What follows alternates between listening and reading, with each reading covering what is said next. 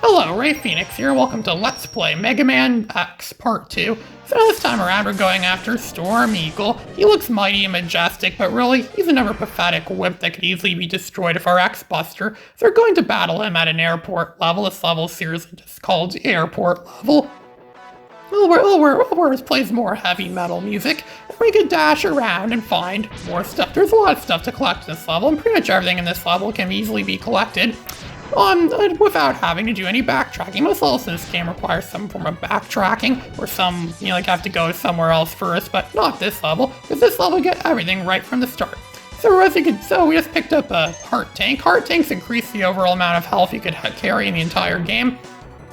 There's 8 of them in the entire game, and each level this game, each Maverick level has one heart tank. We picked up the one for this level, which increased their health. Alone, they don't really do much. Once all of them are collected, it pretty much more than doubles Mega Man X's maximum amount of health. There's these AA battery things, DA AA batteries, I guess those are batteries or something like that.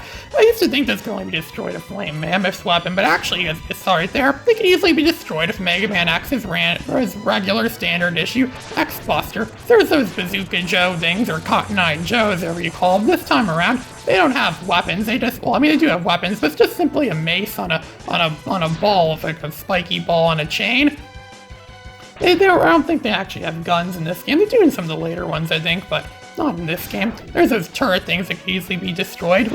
And all the enemies in this game are pretty much weak with Mega Man X's X-Buster. Mega Man X's X-Buster is, by far the most powerful standard weapon that any Mega Man version of Mega Man has. Alright, but then again, I don't know. I don't really play. There's tons of different Mega Mans out there. There's Mega Man, there's the classic one, there's Mega Man X, and what we just picked up right there was a sub-tank. What the sub-tank does, it's pretty much like those E-tanks that we saw in the classic Mega Man games, but this time around Capcom got smart. There's only 4 of them in the entire game, but they're refillable. You can refill them, and if you pick up health, if your health tank is full, if your regular health is full, then it will bring the health into one of the sub-tanks, and eventually will fill them up. And once they're filled up, you can use them the same way Mega Man used E-tanks, but they're reusable. I think it's a pretty interesting mechanic they threw into this game. I think it works pretty well, actually. This is Mega Man X. They wanted to make this game different from classic Mega Man, give it some unique differences, and I guess they did pretty well with that, I would say. They did pretty good at making this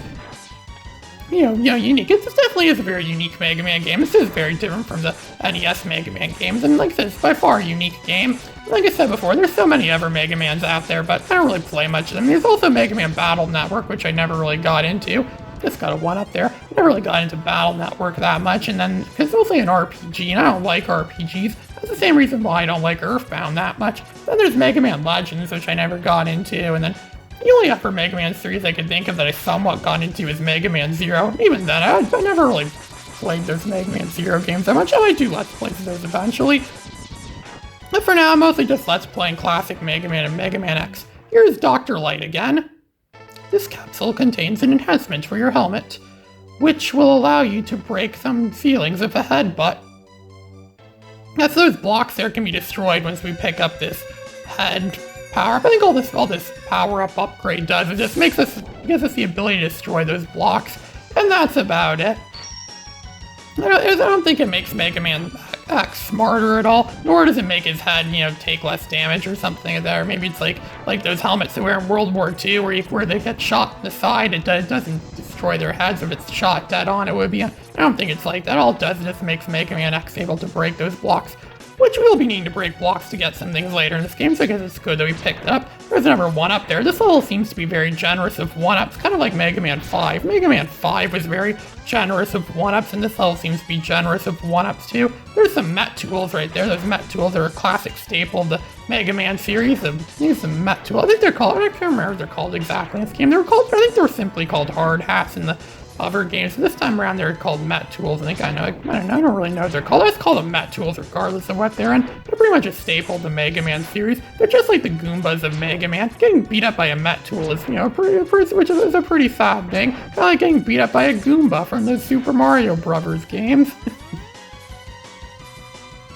there's some more platforming here, just like in Donkey Kong. I mean that girl that got captured in Donkey Kong never would have stayed captured if Mega Man X had to go after her and save her, because Mega Man X is, he's fast, he's strong. I mean, that Mario in that game, he was a wuss in that game. Everything killed him in that game. He just jumped from a slightly high height and he would get killed, which is something that clearly doesn't happen to Mario much in the later 2D games. He falls from great heights in the later 2D Mario games. I say 2D because clearly they brought that back in the 3D games, and he falls from great heights. He takes damage, like in Super Mario 64 and games like that. So now here's Storm Eagle.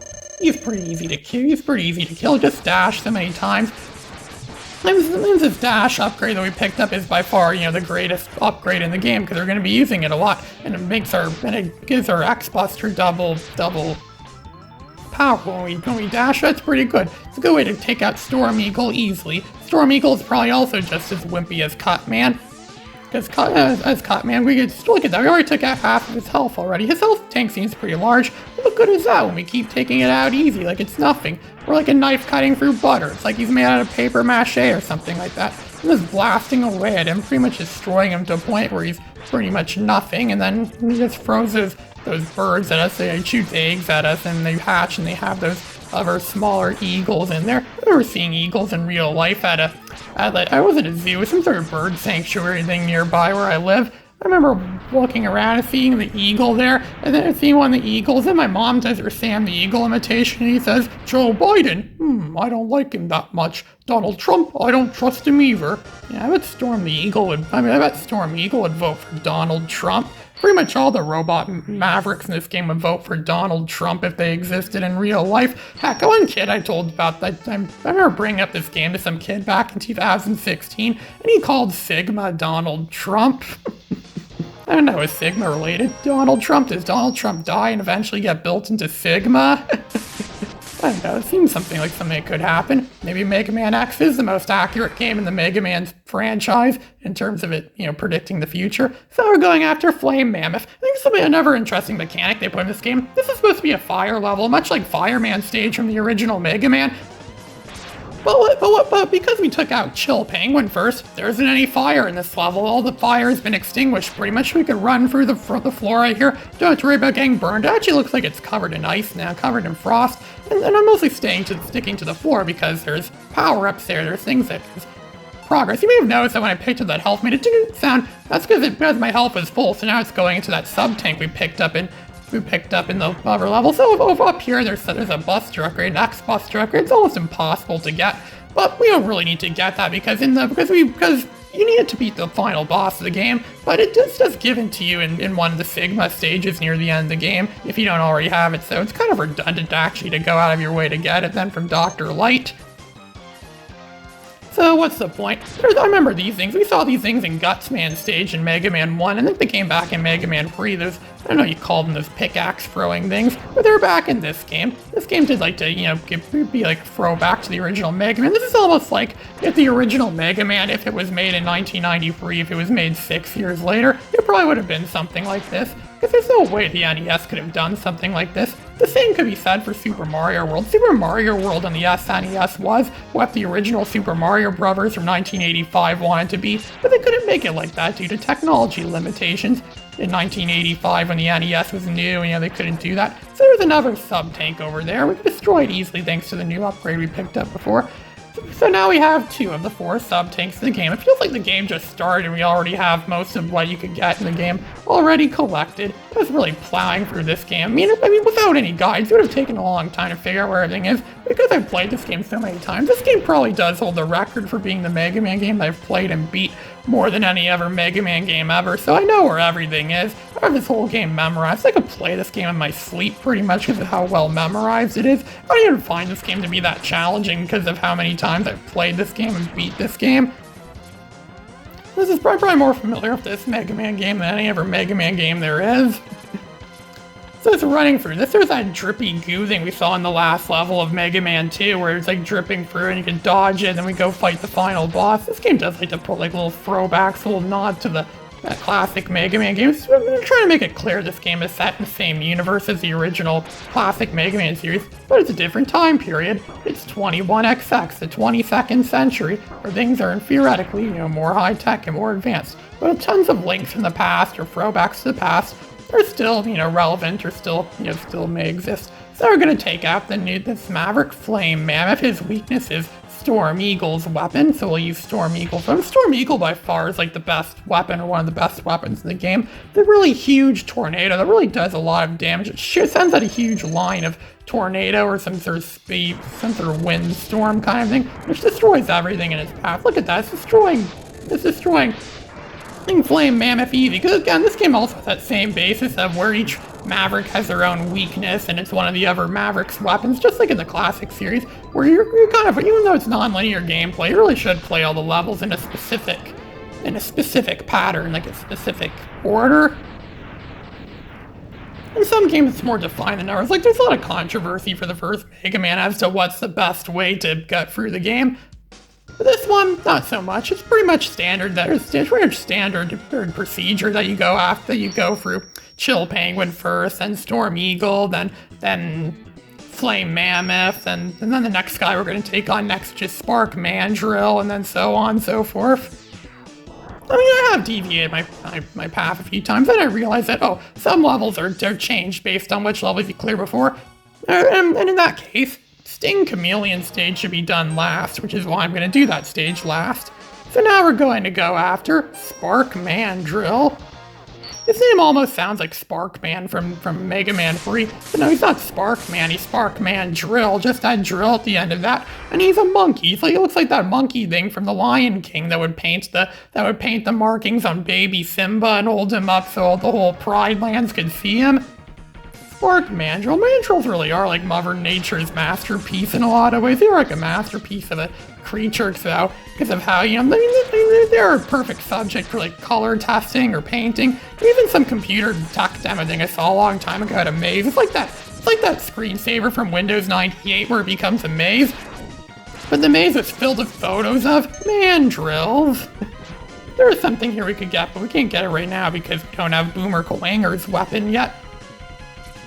So we're taking on these enemies again, these enemies we've seen a lot. This game does recycle the same enemies a lot over and over again. I think that's a pretty common thing in SNES games, because the SNES, they're cartridge-based games. They can't hold an awful lot of space, so there are a lot of limitations as to how many things you could possibly put in the game, which is probably why they reuse the same enemies a lot of the time, and they reuse some graphics in the game too. And we grab these things again. I think we've seen others in some other level. Yeah, we've seen pretty much all these, except for that flashing thing that's flying by that could easily be destroyed in one hit. We've seen pretty much all these things in other levels. Almost every level in this game has the same kind of enemies, and because it's non-linear gameplay, in theory, each level, it doesn't have progressive difficulty. Each level is just a unique, like a unique brand of what the different enemies are, but it's mostly all the same enemies in this game. There's this thing from the original Mega Man. Well, it looks like that thing from the original Mega Man that was in the bubble, that robot thing that was in the bubble. But oddly enough, his weakness is Flame Mammoth's weapon, which is why I'm using Flame Mammoth's weapon on. It's simply a flamethrower. Yeah, a robot that's encased in a water bubble, and his weakness is a flame. Who would have guessed? Who would have guessed that his weakness would be? Whoever thought water would ever be weak against fire? And look at that, he's very stingy. He just gives us a small health refill for killing him. I don't know, I can't think of a good term for him right now. There's those wheelie things right there, those wheelie things with the swords, those weird cone-like swords. There's all these turrets there where they keep switching around. They shoot diagonally and they shoot horizontally. But they never shoot full vertically. If they did, they would be really good at destroying Mega Man X, but they're not, because the people who make these games actually want people to beat these games. I sometimes think people want to beat this game. I remember saying back in the NES Mega Man's that, I think Dr. Wily wants us to win, because he's always like, making his levels easier. He's always giving his robots weaknesses. Like, he wants us to win. And so there's a heart tank right there. This one's actually kind of tricky to get. You just have to hold down the dash button while jumping off like that, and then you make Mega Man X go like long jumping off the walls. It's really challenging to do this with a keyboard, it's really challenging to do this with a keyboard. Heck, with a controller, this is already challenging enough. But I did it with a keyboard. I guess you could say that's my greatest gaming achievement to date. I technically did that back in 2011, so I guess I must have been really good at gaming back in 2011 then if I was able to do it back then. Then again, the keyboard I had back then was way better. I actually had like a professional keyboard that was made by Steel Shield or something like that. It was actually a waterproof keyboard that could apparently go through a dishwasher. It seriously says it on there. It's dishwasher safe. It's a keyboard that encourages you to wash it in a dishwasher. It was a keyboard that obeyed. It always worked well. It works better than the keyboard that I have on this HP laptop that I'm using right now. This HP laptop keyboard's like a typewriter. It makes like a lot of sounds as I type it. And the keyboard often gets misaligned too. Sometimes the arrow keys malfunction, which causes things in games to spin out of control. It's not a great keyboard. I mean, it's not bad, but it could be way better. There's Spark Mandrill. His weakness is Chill Penguin's weapon. I guess the logic in this set is he's electricity and Chill Penguin's weapon is ice, so when ice melts it turns into water, which is supposedly bad for electricity. I think that's what the logic here is supposed to be. Then again, since when did Mega Man logic ever mean anything meaningful? I'm barely doing anything and I'm winning against him. It's like he's not even trying to win. I mean, no, sure, I'm using his weakness on him. And it's almost like some of the robot, what do you call them, the Mavericks in this game, some of that has like a, it's like where it's almost like in like what will later be used in Mega Man 7, because Mega Man 7 came out after this game, where when robot masters get hit by their weakness, they begin their attack patterns all over again, which actually makes them very cheap and easy to kill. Even some of the later Mega Man X games do that too, which is actually really cheap. I think it would have been better if they just made them continue going on as if they're, like, I remember the NES Mega Man games they do that, where the Robot Master still continues to fight as if they're not being attacked by their weakness, even though they are being attacked by their weakness. This is Ray Phoenix signing out.